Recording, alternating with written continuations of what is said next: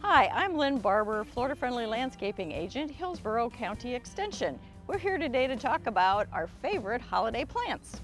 Let's start with the Christmas cactus. Who doesn't love Christmas cactus? They come in a variety of colors. Actually, it's not just a Christmas cactus. You can get Easter cactus and you can get Thanksgiving cactus. And there is a slight difference in the leaf and in the flowers. However, these are Christmas cactus. This one you can see is red. This one is a lovely white with a little veination in pink. And we have one that's getting ready to bud very, very soon. Now, Christmas cactus are wonderful and they really like to be outside. They do best if they're outside. They like indirect light. They do not like to be sitting in a lot of water, so be sure that whatever pots that you may have them in do have a drainage hole in the bottom. They bloom beautifully if they're in indirect light. They can be damaged by frost and freeze, so as the temperatures decrease in the next couple of months or weeks, we need to maybe move those plants a little closer onto our lanai or closer to the front of our house. This is a lovely plant and it can be easily propagated by just breaking off a piece and then putting that piece into some moist peat moss or potting soil and then just lightly press the soil around it. Very easy to propagate. As a matter of fact, this plant, I gave a cutting to my sister who lives in Atlanta. She grew a plant and I killed mine. She gave me a cutting and now I have it back. It's a good thing. The next plant we're going to talk about is the poinsettia. This plant came to us from Mr. Poinsettia, who was an ambassador to Mexico many years ago. And he thought it was such a marvelous plant that he brought it to the United States. So it's a great plant. It is a member of the Euphorbia family. Now, for people, some people think that it's a poisonous plant. It's not. It does have a milky sap, which some people have an allergy to. So if you're allergic to plants in the Euphorbia family, then you should really use gloves when you handle this plant. But you can see that it's absolutely magnificent. It comes in many different colors, and it's really a fun plant to have. Now, here is one thing that you should not do. If you have a plant and it has this aluminum foil on it, you should really take that foil off the plant because poinsettias do not like to sit in standing water. Now, this is a good example of what happens if you don't remove the foil. The plant's sitting in the water, so it's going to decline unless we remove it from this foil. You could always poke holes in the bottom of the foil, but it's probably best if you just remove the foil completely. You can see that we have all different colors. We have the red and the yellow. We have a cream colored in the back. We have the full red. We have pink. Well, it comes in so many different colors and marbled colors. It really is a neat plant. You can plant it outside after the last chance of frost, which here it's generally around the mid to the end of February. So what you would want to do is, it's going to get a little straggly over the course of the next few months, and you want to cut down each of the stems to about 4 to 6 inches and then plant it in the ground at the same depth that it was planted in the pot that it's planted in. And then just gently push down the soil around it. Don't tromp it because the roots really need that soil to have a lot of air in it in order for them to be able to spread easily through the soil. So it's a great plant. It's not real happy if it gets a lot of artificial light at night.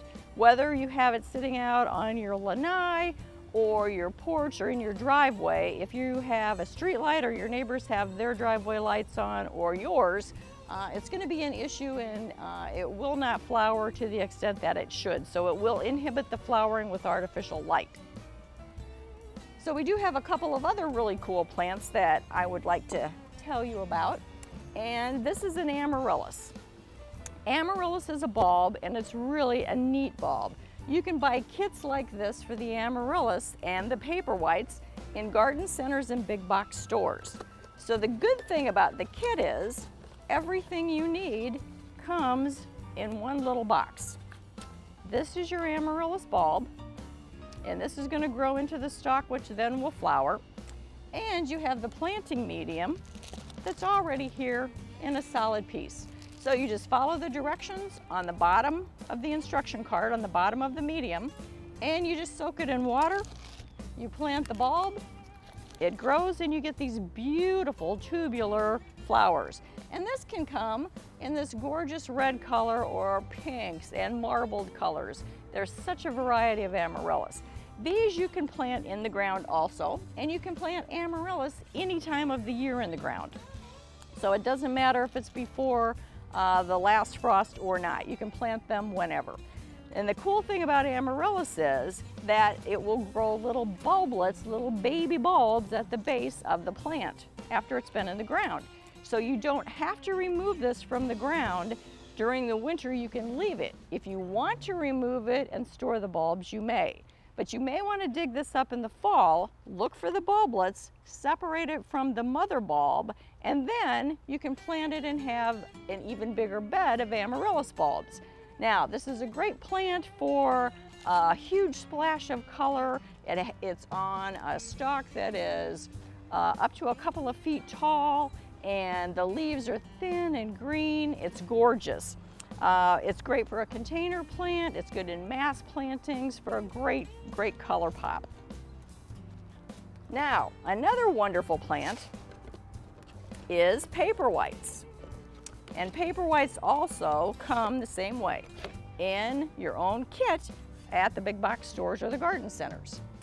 The cool thing about paper whites is you get 3-4 bulbs in a bag. You get the planting medium again with the directions, and you can plant these and get this beautiful stalk with these tiny clusters of white or yellow or orange flowers.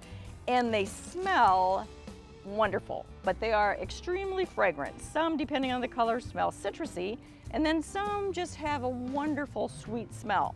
However, I've found that I can handle that smell for a few hours, and then I really need to move my pot full of paper whites onto the lanai or my front porch. It can be a little overpowering.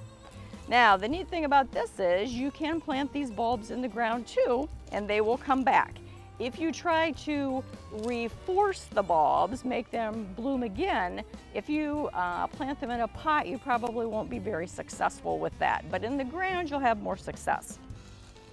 Now with amaryllis, it's a bulb that likes to be either in a soil mix or in water. The same way amaryllis and paper white, same thing, soil or water. And if you're gonna put them in water, particularly like the amaryllis, you would want just to cover the base of the bulb with water, and that's gonna hydrate the roots. And then as the roots uptake the water, you'll need to add additional water. So, whichever you decide, a live plant or a live bulb, you're good to go for the holidays.